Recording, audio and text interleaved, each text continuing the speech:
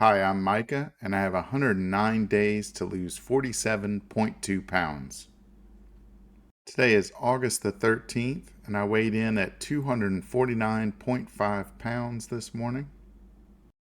So far, I've lost a total of 12.8 pounds. Today, I went to cook my steak, my skirt steak, and when I opened it up, it smelled awful. So it must have gone bad. Luckily, I had a pound of grass-fed ground beef. So that's what I had today instead. Grass-fed ground beef, about a pound, with 4 poached eggs. So today's gone really well. I did my swimming sprints this morning. I'll post those at the end of this video. And I also went for a walk this afternoon. I didn't have any cravings or hunger. And somebody posted on the carnivore Facebook group that I'm a part of, and I responded to it, and it triggered some thinking in me again about this whole idea of really focusing on your choices today. And so I thought of it as a journey, like a car trip. So when you are going somewhere, you first pick out your destination. When you're losing weight, you first decide, what are the outcomes that you want? It's health, a certain ideal weight, maybe blood pressure, blood sugar. There can be all these different metrics that you're trying to hit. And so that's your destination. But just like when you have a car trip, you pick your destination and you use that to guide your choices and to pick your route to get there. But when you're on the journey itself, you don't just think about the destination. You have to pay attention to where you are and be present on the journey the whole way. And you don't really think about the destination until you get to the end of the journey. Until then, you're basically seeing where you are, seeing what choices you have to make, which turns you have to make. And if you have a decent map with your route planned, you can just look and see, okay, I got to make this choice now. This choice will get me closer to where I'm going, and this will keep me on the route versus this choice that would derail me and I'd have to get back on the route. It becomes very simple once you're on the journey to just focus on what you're doing. And conversely, if you focus on the end goal, which I hear a lot as a motivational tool, like, oh, just think about you getting there. For me, that doesn't work because it becomes a comparison to now. And if you did that while you're driving, you would think, well, I'm not to my destination yet. I'm still not there. This doesn't look anything like it. And you might give up on your journey. You might think, well, I'll never get there. I don't know. It's going to take a long way. It's far off. And that's basically what kids do when they're in the car with you. They say, are we there yet? Are we there yet? And my sons will say, how long until we get there? How long now until we get there? As if that will help them on the car ride. It won't, because they have to sit there for the full ride no matter what. And it's the same way with your health goals. You have to just focus on today and today's choices and forget about tomorrow's choices and the day after that. Right now, you're on the road. You've got to make the correct turns right now. And you just keep doing that. And there might be something that derails you that's outside of your control, like some sort of a health issue that comes up, or, situations change. But that's all outside of your control, just like it would be if you're driving. The traffic might be different, and there might be something falls on the road. You got to take a detour. So that may happen as you're going along, where you come up to a point where you say, oh, I need to make a different choice right now. That's not on my plan. I have to tweak this.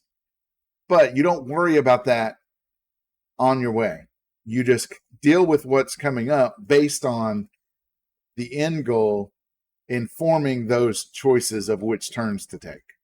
So the end goal informs your behaviors now, but it's not your focus. Your focus has to be on your behaviors now. So really it's a bunch of tiny goals, and the goal is always now. So you don't have to think about it as, oh, I'll get there eventually. You can think, oh, I can get there right now. The there is making the correct choice now. So at the end of each day, you can basically say, oh, I get a gold medal. I did it today. Instead of saying, oh, I got to wait till I get my reward. I'll get there eventually. So that's my basic thoughts on that. I think that analogy works pretty well for me and helps me to realize, okay, I have to focus on right now. This is the important part of what I'm doing. It's the journey, the decisions that I'm making that are the goal. Am I a good decider? And if I'm making good decisions, I can celebrate those as I go. I don't have to wait and celebrate at the end. I'm celebrating right now because I'm deciding correctly. The other kind of phrase that I came up with, I don't think I read this anywhere.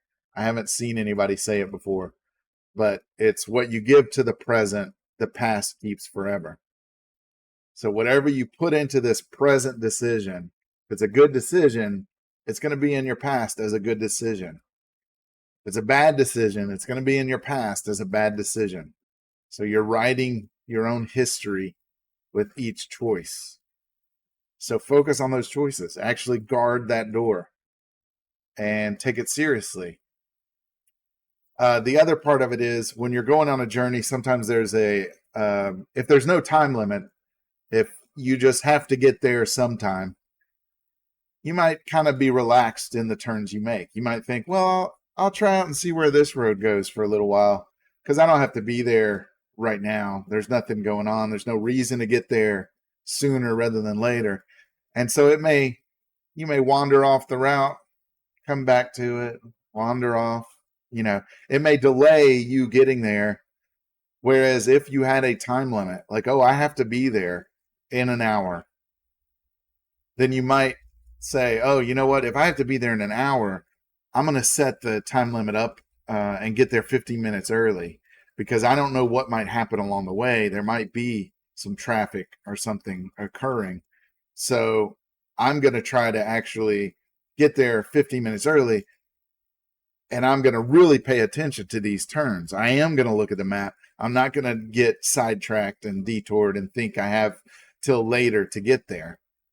So in a health journey, that's happened to me so many times where, especially getting started, where I think, well, it doesn't matter if I do it today, I can do it tomorrow.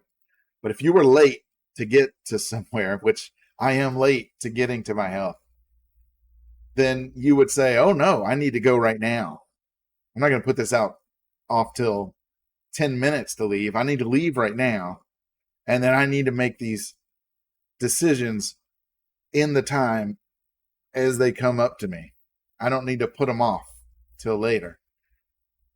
So that's kind of the whole idea with making a time limit. So the 120 days that I initially started with, it was kind of like me choosing 15 minutes early. It's not that I have to get there in 120 days, but it's like saying, well, the deadline should be soon because I need to pay attention to every day and every decision that I make. So the 120 days is like my 15 minutes early. It's just an arbitrary time that I chose to make sure that I get there as soon as possible and be ready, right? I want to get healthy before something bad happens with my health. So that's all I have for today. Thank you for watching, and I'll make another video tomorrow.